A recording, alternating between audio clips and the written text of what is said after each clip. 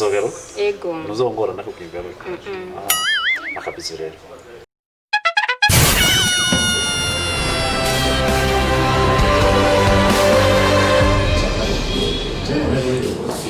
Nangora nzoga rufeje. Sheri amafaranga rero ngenzi.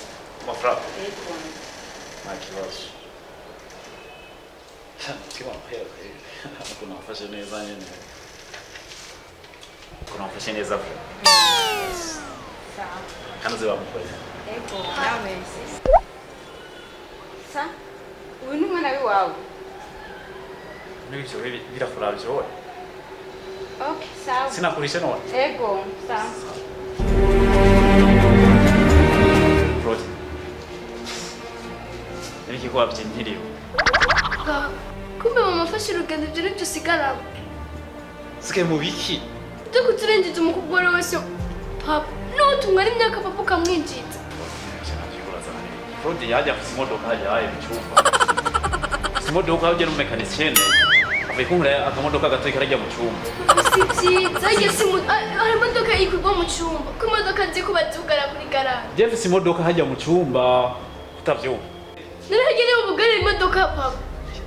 Niwe nduzi ko ari kuri garage. Jeff akamodoka gato karajya mu cyumba. Nikavuga kariyo n'ipine tutakoze neza.